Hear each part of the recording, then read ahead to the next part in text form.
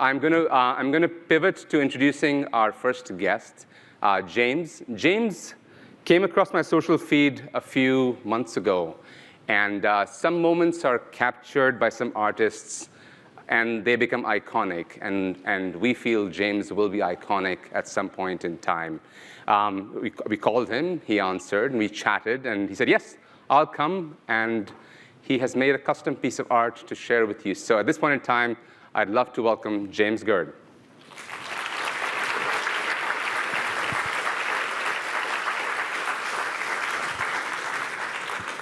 Welcome to the East Coast.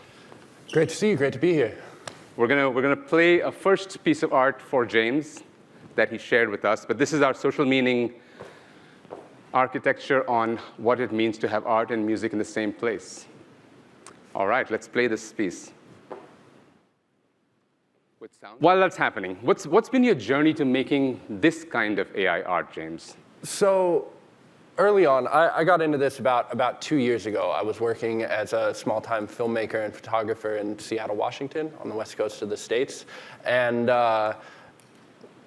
I was getting a little bit burnt out with what I was doing in that space. And I'd come home from nightclub gigs or shoots where I was on set places, and I'd want something different. And I found a really good friend of mine was working with some of the really, really early AI tools that were coming out based around the Stable Diffusion infrastructure, specifically Deforum.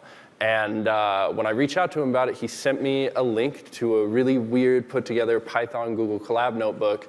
And from that point on, I spent every night until like 5 in the morning just playing and making weird abstract things. As that progressed, we got new technology for it. And I just found myself overwhelmed with fulfillment of being able to create these little worlds. And so a year and a half ago or so, I made some videos of some dancing Greek statues, which went all over the world. They were some of the biggest things in the entire world for a few months. And it opened up this pocket for me to create this whole world of different dancing, pieces. And so right now I'm sitting at about 1.6 million followers on Instagram and have this huge collaborative space to work with dancers and musicians to create these pieces of little dancing worlds. And so that's kind of the main idea that I go for. Thank you, James.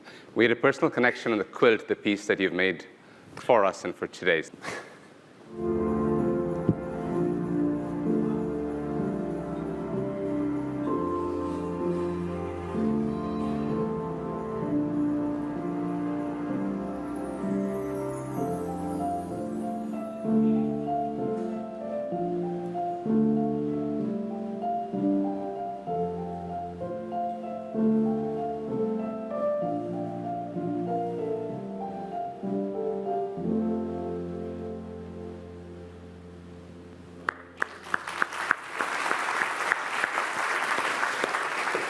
Beautiful, right?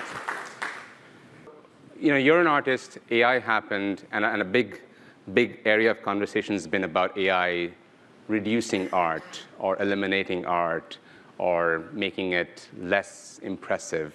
Where do you stand on that spectrum?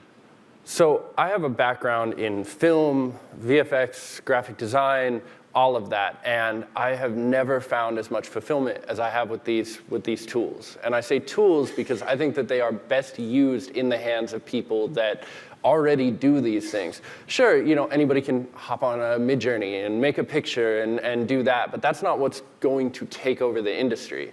I've worked on large-scale commercial projects in the last year and a half with teams where I get slotted in next to the 3D artists, and we work together on this. And that's really what I think it is. I don't think that it's removing anything from the equation. I think that it's only going to build towards it. Now, we all get scared because we see type a text prompt into a box, and oh, you get a whole movie.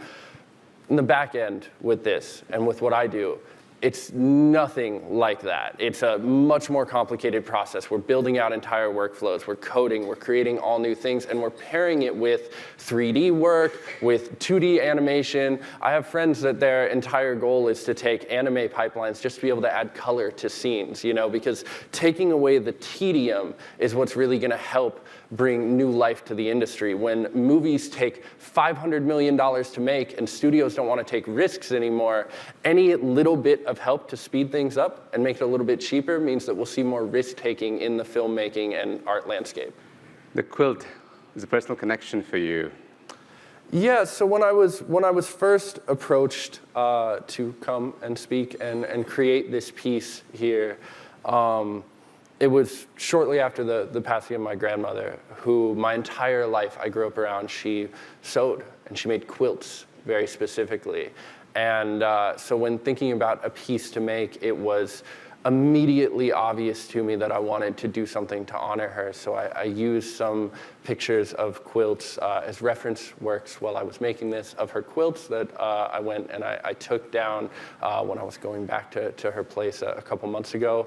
And it just felt really powerful. My grandma was an incredible woman, a mother of 8 who graduated from the University of Washington when that was not something that happened a lot. And she was a wonderful inspiration to me and pushed my artwork a lot. And to be able to do something to honor the work that she did that I grew up around and felt so inspirational to me was really special. And I appreciate the opportunity. Thank you, James. Thank you. All right.